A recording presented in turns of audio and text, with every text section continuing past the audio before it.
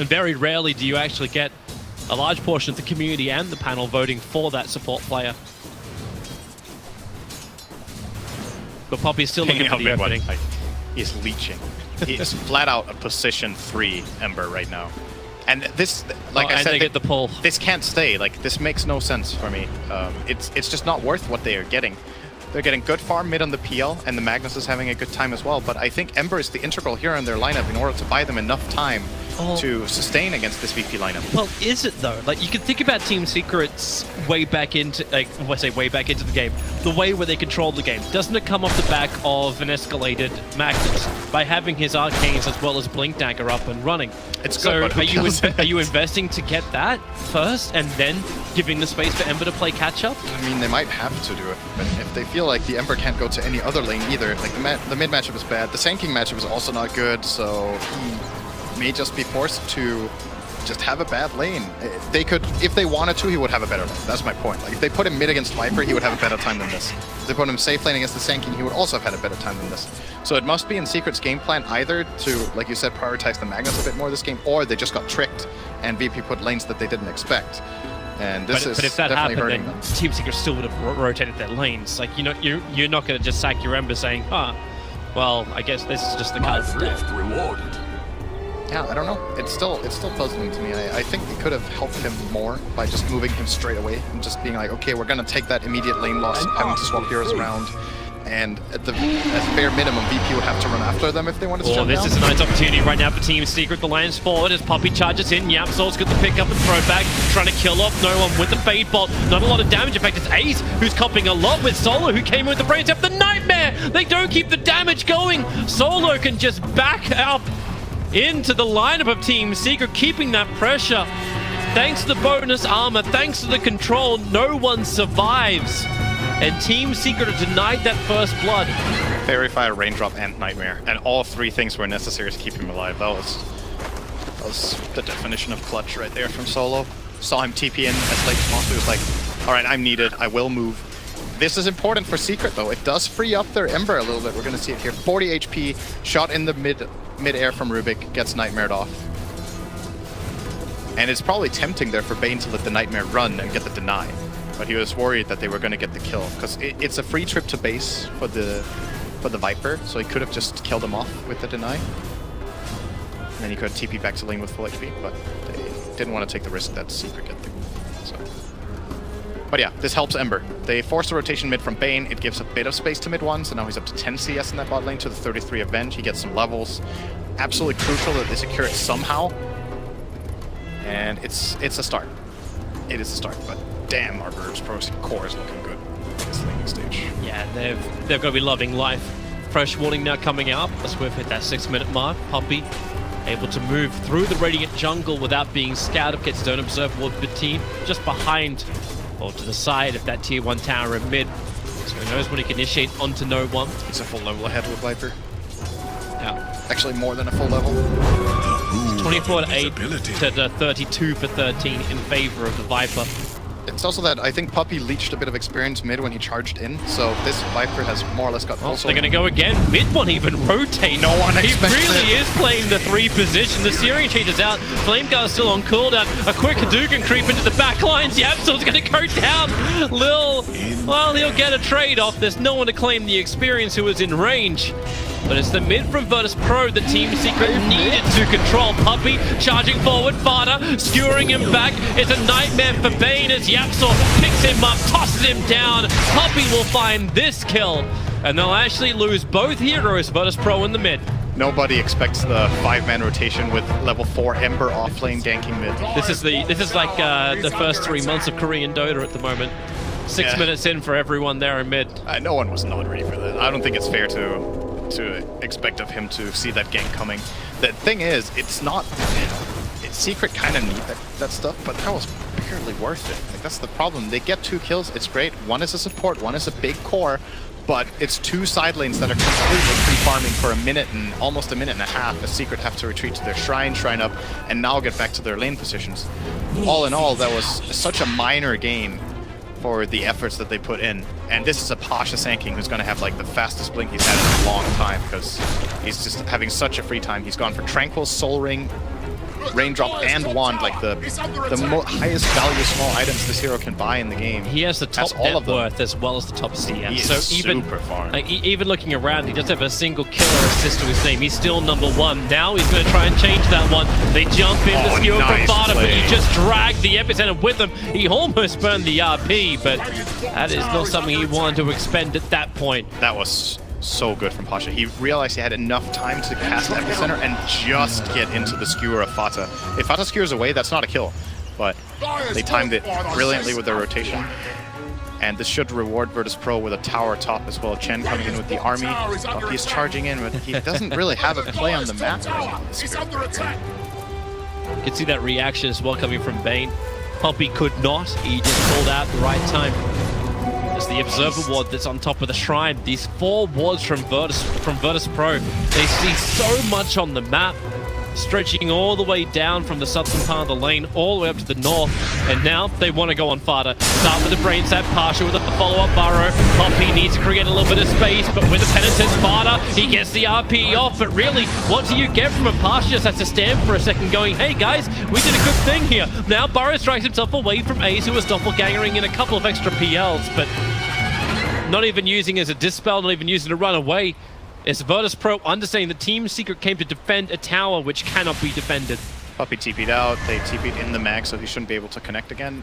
Yapzor's doing a good job here pulling the wave. They're actually buying as much time as they can. He's dead, I think. Burrow strike forward, Solo's going to close the distance, and... No, he's actually fine. Pasha didn't try a body block. There was no mana for telekinesis grab, so Pasha could have held him there a little bit longer. And would you look at that, mid-1 Ember. Highest net worth for Team Secret as an offlaner in this game. He got a lot of space now from their place. He's still low level, but he's reaching a point now when he's actually able to fight. He's level 7 at the very least, has his remnants available, has a Ring of Aquila on the way. No one's not gonna let him sit here. Get out of my lane. This does seem like the harder way to the end goal, right? You're getting your farm over on mid-1, and now, like, Fada, he has level 6, but he doesn't have a lot else to speak for. Like, his net worth is down to 2.5k. Yeah, the 2 deaths he just got were pretty costly. This bottom tower, Pasha's actually... I don't know if Secret are going to expect this. They know RP is on cooldown. Pasha, jumped into the ultimate! And Ramses will keep him controlled with the stun. Mid-1 just trying to go for the blind hallelujah. I think, so mid-1 just wanted to create some safety. He wanted to scout them out and see, okay, is anybody waiting for me behind the tower? So he jumped in, and that just completely overlapped with the channeling of Epicenter. Pasha was like, hell yeah, free kill, let's go. And they got the kill together with Ramses. That's a big kill. Channel it and they will come. This field of Dota right now. Virtus Pro can keep the pressure up on bottom lane. In fact, they're going to smoke on Ramses and Solo, allowing for a wraparound. They have the aggressive Observer Ward, seeing Puppy and Fada moving over, and Puppy will be the primary target. Where's that stun? Magic Missile with all the negative armor. Puppy on the charge, creating space for mid-1. Get the double searing change. Ramses tries to swap a little bit further away. It will be in vain as no one under the Shrine. They continue to fight Pasha with a double Burrow strike. It's buying more time for no one to inflict damage, but he's not bringing anyone near a critical level. Puppy already bailed out. Now they get that Fiend Script. It's over on the Expendable. It's over on Fada. And Team Secret will back up for the moment. Touch charge from Puppy. He was fortunate to get that out in time. So get Sandstorm. It's important when you play Sand King in this game that you try to remember to Sandstorm after every Burrow strike. If you slip up just once or twice, Yapzor is perhaps the best player in the world at getting those spell steals off. Very quick on his fingers, and Burrow Strike, one of the best steals in the game for Rubik. So Micro Alpha Wolf, please. Yeah, so will Fade Bolt steal it? It's not like mid-1 needs money. These levels look so good for him right now. The Viper of no one is once again being the centerpiece of their strategy. Last game it was the Sniper, this time's the Viper. With the auras, last time it was the Vengeful plus Bloodlust, this time it's Vengeful plus Chen's Creeps. Yeah, with that health tower too, he's really difficult to kill. Yeah, Viper's a difficult hero for the Dire lineup to deal with until PL is farmed. They just don't have single target damage. Right strike on the Puppy. You can see the creep wave up on top, which is exactly what he charges towards and then cancels. Oh wait, he canceled it too early. Yeah, I don't think he wanted to come that close towards the Vengeful Spirit. Now mid-1 has to help out. Burrow Stride's going to be there. Spirit committal. Mid one goes in again. He'll get the double Searing Chains, but Ramses is right hot on the tail. Only used one. Another defensive Spirit out, and mid one will be okay. Fought to get some space. He is really far away from Blink. If he buys Mana Boots now, this is going to be such a lead. I don't think he's going to do it, though. I'll think again. He's coming to that side Go on, shop team. like he wants to. It's pretty greedy for him in this position if he went Soul Ring into Mana Boots before Blink. His team cannot wait that long. They're gonna need an RP, like you said. They just don't have the best heroes to do it with, but it's gonna be necessary. Bane's trying to close the distance right now. When he will do so, That's Feed a Script's big there. kill. Here comes the support Puppey charging in. Yamsaw's in the neighborhood, and he's looking for that quick grab. And they've got the hold. The stolen Fiend Script. This is one of the oldest counters in the game. The Rubik versus the Bane. Your Fiend Script is not like a Witch Doctor where you can toggle your heal. It's a very simple steal for Yapsaw. He's a steal. But it's VP is still a Bane for a PL. Exactly. VP are going to feel happy about it. It's not just that one-for-one trade where they lose a support for PL. They got 2 TPs out, I think. At least, I believe the Magnus TP'd into mid in that instance. And it frees up the top lane for Chen to push out. But any hero gaining farm in this game is important. We've seen some Chens be like #1 net worth in games. And Lil is closing in on Midas. He will be scaling very well this game. Could be looking toward a timing push where they get something like Pipe Mech with that Midas, or he can be looking for the Aghanims for some good auras and the split push potential. It's annoying for Ember to deal with. Ember's generally one of the great split push heroes, you know, oh, I always have to take care of my waves. Guess what one Black Dragon can do?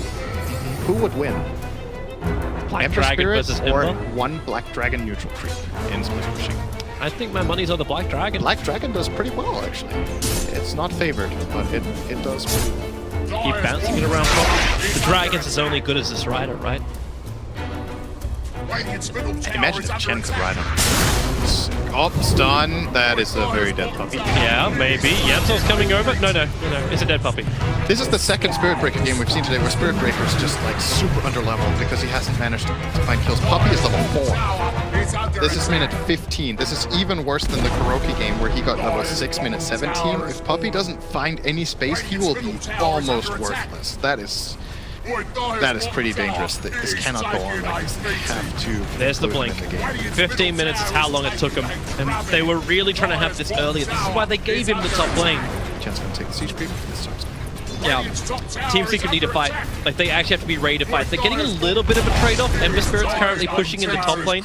You'll have to jump back in a second, so... They don't know about the blink, though. This can be a really big clear. It could be. Observer and Sentry is down. Puppey gonna do a quick D-ward. Vada waiting for the moment. He can get both cores together. Puppey's so worried. Okay, he's just gonna get a Brain Sap. Here comes the TPs in. Remember, they need to have those Empower buff-up heroes to pick up from Yapsaw. Oh no! He dragged him away, so Vada didn't actually get the skewer. And now the pickup. Sent home on no one. He will be taking out this fight. Where is that RP? Now that he is gone, they need that control. Ramses TP, the Searing Chains will end up cancelling it. So Ramses, as well as Pasha, will fall. They were trying to force the issue. And the issue is just one from Team Secret. A quick charge? Nope, that's going to be nowhere. That was some crucial miscommunication. He got instantly sent back from Chen, and then Sand King Blink stunned in. I think if they're on the same page there, either they just get out and lose nobody, or they take the fight with a great Blink 2-man stun. Viper was fighting strong. He was ready to go. Rubik needed one more attack, and then Viper got TP'd away, and they kept Rubik alive. I like how VP are trying to force the issue because they feel like they're on a timer, but that was a bit too early in my opinion. Like, get the Roshan and then go again with Viper in the front lines, because if Secret have to spend the RP on just the Viper, they can probably dive the base and win the fight in there. And I don't see them killing him without like some fantastic blink skewer or RP play, and they even have swap to counteract it. So you might also just put it down. Actually, no, the sendback was done before they saw the blink dagger. So like, you could have said it like, he's got blink, let's just bail out and regather our troops. But like even more then, right? Like if they send him back before they see the Mac blink, when you send your strongest hero back to base, you don't stay and fight. Yeah, you don't. That's just mid one. The scouting Roshan. The second BP started doing it. Pasha, the charges coming in. It was the Diet Sentry ward, which is down. Just know exactly where he is. But Puppey will not commit. He got a 6 from that fight as well. This is really big for Secret. They got like 3k gold. They got the finally got the level 6 on Spirit Breaker, and now VP are like, all right guys, that was too early. Let's do Roche. Yep. What if they have just done it in the opposite order? They're still getting it though. Sorry, would you like a little bit more comfort, Mr. Cat? I just feel like, you know, a team like VP, they should know better. I think that was just too funny. Hey, at least it wasn't the Shrine fight again. So they hold their advantage of 3k-ish. They do have the Aegis Immortal now. The downside for VP is Team Secret are starting to reach that point where the PL is going to get out of control. The Empower buff up is now #1 on the net worth at 7.5k. Diffusal Blade is your primary thing you want to see out from him, and it just got completed. But it's the other thing which we were looking for from our earlier PL today.